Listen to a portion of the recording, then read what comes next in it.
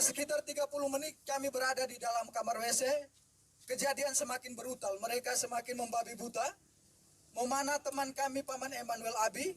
Kemudian mereka mulai membakar rumah-rumah warga dan juga pasar, serta bank, rumah distrik yang ada di sekitaran barak medis itu. Kejadian semakin brutal, akhirnya saya mengambil keputusan untuk kami bisa mengamankan diri. Dalam hitungan detik saja, saya sebagai laki-laki mengamankan 3 orang perempuan pastinya tidak bisa karena mereka mengejar kami dengan senjata dan juga busur dan anak panah. Tidak ada jalan lagi, kami memilih lari ke depan, mereka sudah menghadang, ke samping kiri kanan dan juga mereka sudah menghadang semua. Akhirnya di belakang kami terdapat jurang yang cukup terjal, kedalamannya sekitar 500 meter dengan sudut ketajaman itu sekitar 90 derajat. Tanpa berpikir panjang, saya bertanya kepada ketiga suster itu bagaimana kita harus mengamankan diri. Mereka menjawabnya, kita lompat saja. Akhirnya tanpa berpikir panjang, saya menghitung 1 sampai 3 dan saya sendiri lompat pertama. Kemudian ketiga suster mengikuti saya untuk melompatnya.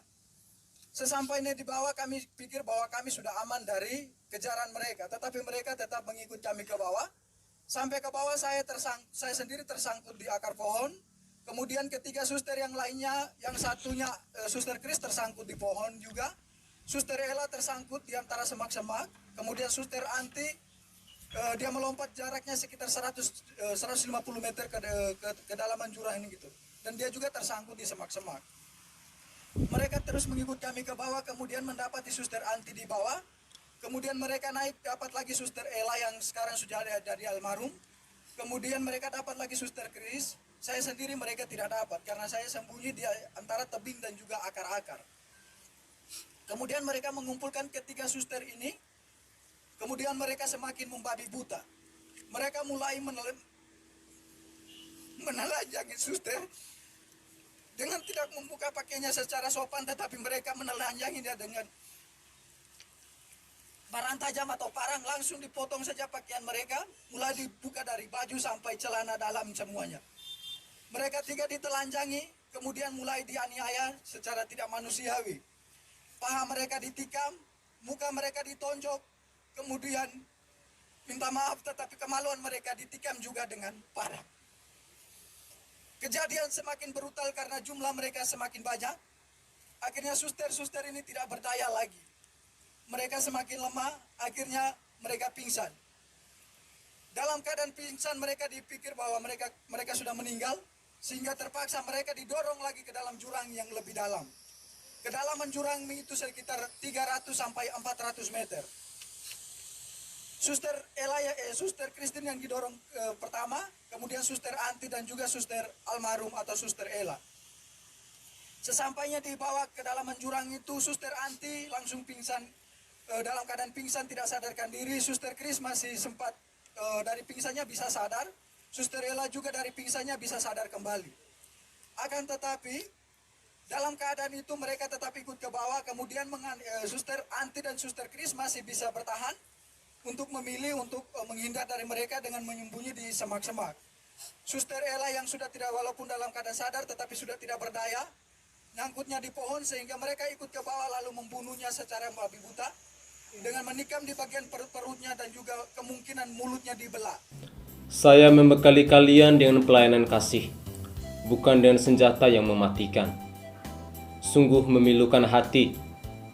Saya berani menempatkan kalian melayani di pelosok negeriku, karena saya merasa masyarakat di negeriku cinta damai.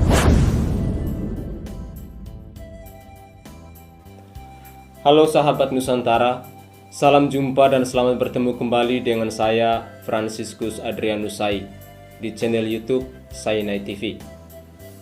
Pada konten kali ini, saya ingin mengajak saudara semua untuk mengenal lebih dekat sosok Suster Gabriela Melani yang tewas akibat kekejaman kelompok kriminal bersenjata OPM di Papua. Gabriela Melani lahir di Besum, Distrik Nimborang, Kabupaten Jayapura, Papua pada tanggal 31 Mei 1999. Ella, begitu dia disapa sehari-hari, gadis asal Toraja Jawa ini adalah satu-satunya putri dari 2 bersaudara, pasangan Musidi dan Martina Rinding. Lahir dan besar di Besum, Nimborang, Jayapura, Ella memulai masa sekolahnya di SD Impres Besum. Lulus dari sekolah dasar, Ella melanjutkan pendidikannya di SMP Negeri 2 Besum dan selanjutnya bersekolah di SMA Taruna Bakti, Waena, Jayapura. Keinginannya untuk bisa membantu sesama membawa Ella menempuh pendidikan di Stikes, Jayapura, Papua. Tak lama setelah lulus, nasib membawa Ella bertugas dan mengabdi di Puskesmas Kiriwok, Kabupaten Pegunungan Bintang, Papua. Sayangnya, belum lama bertugas, kelompok separatis teroris Organisasi Papua Merdeka melakukan penyerangan dengan membakar sejumlah fasilitas pelayanan, termasuk puskesmas, yang membuat Ella dan rekan-rekannya berusaha untuk menyelamatkan diri. Tapi sayang, nasib berkehendak lain. Ella tidak sempat menyelamatkan diri. Suster cantik ini terkena serangan membabi buta dari kelompok separatis OPM. Di usianya yang masih sangat muda, 22 tahun, gadis manis yang betah di rumah dan menjadi kebanggaan orang tuanya, menjadi korban kebiadaban KKB OPM dan meninggalkan duka yang mendalam bagi orang tua dan keluarganya. Rasa simpati dan duka cita serta kehilangan diungkapkan mantan Kepala Dinas Kesehatan Kabupaten Pegunungan Bintang, Papua, Yeremias Tapior. Yeremias Tapior yang juga merupakan inisiator Satgas Perubahan Kabupaten Pegunungan Bintang mengutuk keras dan menyesalkan kejadian keji yang menimpa para tenaga kesehatan di wilayah itu.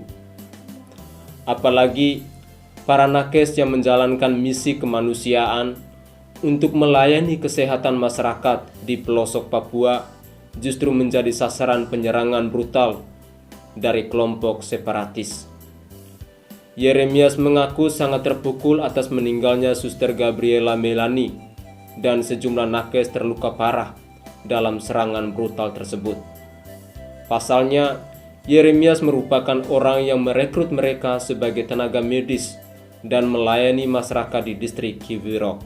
Tidak disangka peristiwa itu terjadi di saat engkau yang masih berjuang untuk menyelamatkan orang Papua di Pegunungan Bintang dari kepunahan, justru menjadi korban di tempat tugas.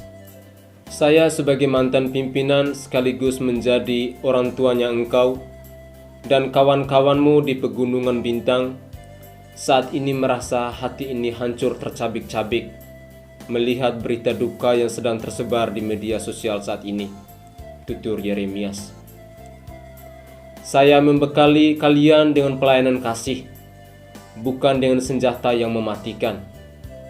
Sungguh memilukan hati ini saat berani menempatkan kalian semua untuk melayani di negeriku, karena saya berpikir negeriku cinta damai.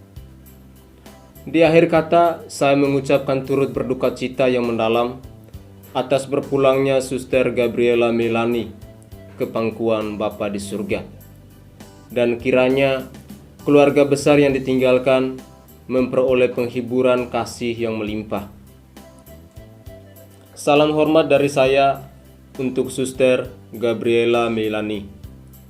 Saya cinta NKRI, saya cinta Pancasila, dan saya cinta Merah Putih.